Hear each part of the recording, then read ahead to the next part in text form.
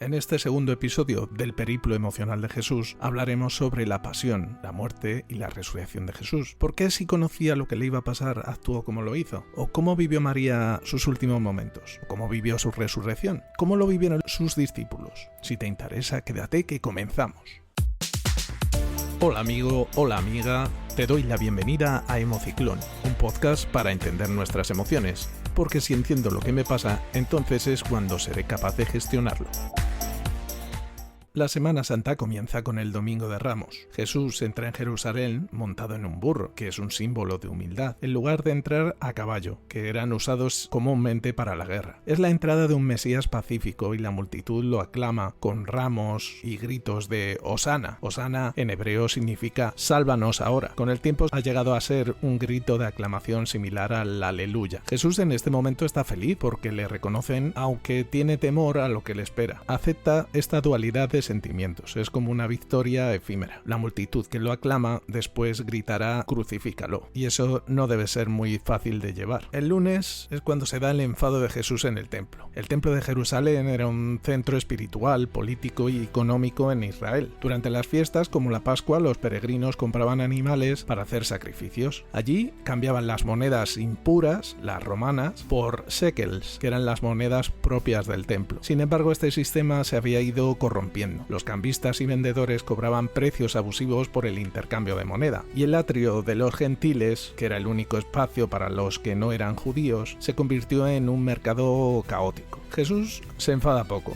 pero también es humano, y cuando Jesús entra en el templo y ve que aquel lugar de culto, de agradecimiento a Dios, de peticiones personales, de arrepentimiento y de santidad se ha convertido en un mercado donde además se está abusando de los más pobres, se enfada y arremete contra los mercaderes, que están vendiendo allí su mercancía. Su arranque de ira viene producido por la injusticia. Es la casa de su padre y la están usando para hacer negocio. Por tanto, siendo congruente con sus valores y con sus acciones, se deja llevar por un momento contra los puestos. Nunca actúa contra las personas, volcando su mercancía. De esta forma y así redefine el uso del templo. Se pasa de negociar con los sacrificios a una vocación más espiritual. Además, de ese modo ya se abría el templo a todos, no solo a los judíos, por lo que fue una ira reparadora, en lugar de una ira destructiva. Esto demuestra que puede haber ira sin odio, y también que hay amor por lo sagrado, canalizando de ese modo la emoción de la ira hacia la justicia. El martes, Jesús enseña en el templo muchas parábolas. Los fariseos y los escribas intentan tenderle trampas porque están intentando inculparle de algún delito para entregarlo a las autoridades. Tienen miedo de perder su poder, su influencia, y como dice Caifás, es mejor que caiga un solo hombre que toda la nación. Así que le tientan preguntándole, ¿hay que pagar impuestos al César? Y él comenta tranquilamente, ¿de quién es la cara que salen las monedas? En los denarios. ¿De César? Pues darle a César lo que es del César, y a Dios lo que es de Dios, indicando que lo importante es limpiar el espíritu y orar a Dios. Jesús va encontrando las palabras adecuadas para dar esas últimas lecciones. También le preguntan que cuál es la ley de Dios, a lo que responde, amarás a Dios sobre todas las cosas, criticando así a los líderes religiosos. Ve la higuera que había maldecido el día anterior y que representa la poca espiritualidad del pueblo de Israel, y ve que esa higuera se ha secado. Jesús quiere aprovechar el tiempo, pero sabe que se le acaba y quiere apurarlo al máximo. El miércoles es un día de silencio. En Betania, María, la hermana de Lázaro, el que resucitó, unge los pies de Jesús con un caro perfume. Esto parece alborotar a todos, los descoloca por completo. Él dice que es la preparación para su muerte. Todos los discípulos lo oyen, pero pocos lo escuchan. Lo menciona a lo largo de los evangelios muchas veces, pero no lo quieren aceptar. Por eso es tan importante en un diálogo escuchar al otro. Pensaría que son tonterías o le quitaban importancia porque no quieren pensar en ese desenlace. Judas se reúne con los santos sacerdotes y acuerda entregar a Jesús por 30 monedas de plata. Yo aquí quiero romper una lanza a favor de Judas. Es cierto que lo entrega, y quizá lo más grave es que lo traiciona hablando con ellos a sus espaldas. Pero ¿qué sería del cristianismo sin Judas? Judas está confuso, y en la mente de Judas, que había sido testigo de muchos de sus milagros, posiblemente esperaba que Jesús mostrara un poder fulminante final para salvarse él y a todos. Posiblemente, además de su avaricia y de su gusto por el dinero, pensaba que sería un empujoncito para que Jesús en el último momento se salvara y revelara su poder. De hecho, al no suceder esto, Judas se acaba suicidando, es decir, se arrepiente porque ha visto que el resultado no era el que él pensaba. Y llegamos a la última cena. Jesús quiere dar una lección más a sus discípulos. Se agacha y le lava los pies. Aquí hay una relación paradójica que no logran entender. El maestro es el que debe servir a los demás. En un gesto íntimo y de servicio les purifica antes de la cena, dándoles otra lección más de humildad y de cómo se deben comportar, dando ejemplo. Cuando dice que alguien lo va a entregar, no acusa a nadie, ni lo señala abiertamente. De hecho, cuando habla con Judas, le dice, lo que vas a hacer, hazlo pronto. Después Jesús crea la Eucaristía. La palabra Eucaristía viene del prefijo eu, que significa bueno, caris, que significa gracia, favor o don, y el sufijo ia, que convierte la raíz en un sustantivo abstracto. En definitiva, sería el agradecimiento por un don recibido. Jesús da las gracias por los dones recibidos por Dios y se entrega a los demás como cuerpo y sangre, pan y vino, alimento de fe y esperanza para el cuerpo y para el espíritu. Después de la cena pide a sus discípulos que le acompañen a orar en el huerto, en Getsemaní. Quiere estar acompañado, es un momento de mayor angustia. Tiene certeza de lo que va a pasar, pero no puede evitar sentir miedo. Jesús confiesa, mi alma está triste hasta la muerte. La sudoración de sangre o hematidrosis, que está asociada al estrés extremo, evidencia su terror ante el sufrimiento inminente y refleja cómo el cuerpo puede somatizar algo sin haberlo vivido físicamente, únicamente teniéndolo presente en nuestra cabeza. Psicológicamente, este episodio muestra la aceptación de la vulnerabilidad. Pide al Padre que le evite ese momento tan grave por el que va a pasar, pero al final se resigna y acepta su destino. No se haga mi voluntad sino la tuya. Y se centra en la oración como mecanismo de afrontamiento de su destino, como símbolo de su humanidad. También el que sus discípulos se queden dormidos mientras él va a orar le hace sentirse abandonado, acepta su debilidad humana y afronta la soledad espiritual. Incluso cuando lo apresan y Pedro hiere con la espada a uno de los guardias del Sanedrín, Jesús lo apacigua y le indica que debe ser así. Y llegamos al jueves. Ante el Sanedrín, Jesús mantiene la serenidad. Tras ser entregado esa noche, es apresado y llevado a Pilato. Durante el juicio de Pilato, Jesús se mantiene en silencio, lo que le lleva a que le den latigazos.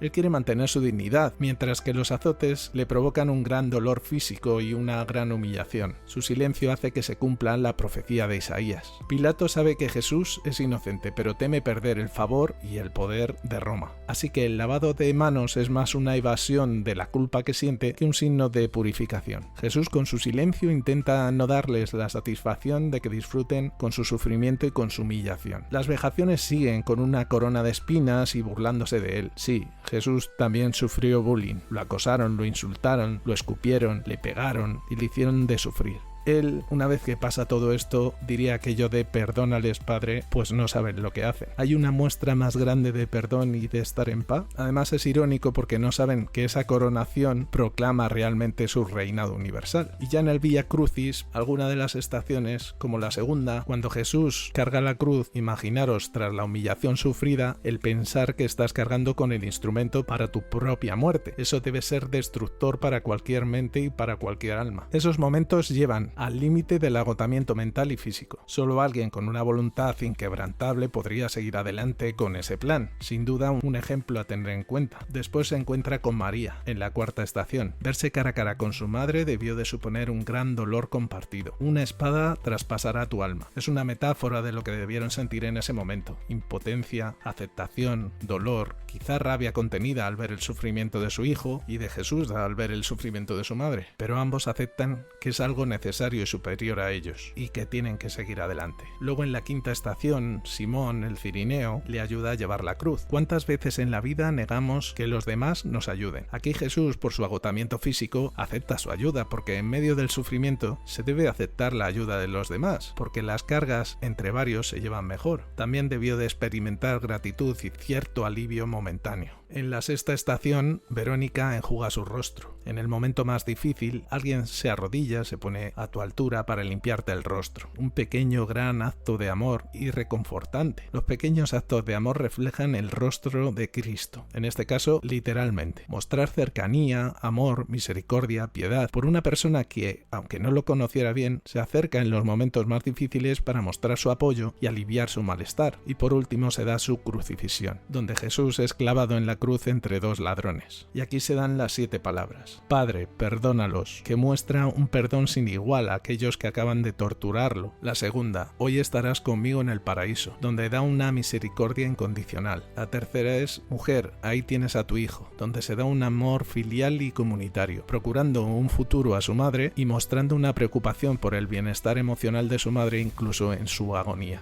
La cuarta es, Dios mío, ¿por qué me has abandonado?, que es un grito de desolación, típico en momentos traumáticos, pero también muestra un abandono redentor. La quinta es, tengo sed, donde muestra su vulnerabilidad humana. Es humano y tiene necesidad de agua. La sexta es, todo está consumado, donde acepta totalmente su destino y su sentimiento de misión cumplida. Y la última, Padre, en tus manos encomiendo mi espíritu, donde deja una total confianza en Dios y su entrega final. Y después se da la resurrección. La resurrección es una transformación total, donde todo ese dolor, todas esas vejaciones, toda esa humillación se torna en luz y en felicidad y en esperanza. Sus apariciones a los discípulos, como a Tomás, el incrédulo, combinan esa paciencia y esa firmeza, validando esas dudas que son del todo humanas, mientras refuerza la fe de sus discípulos.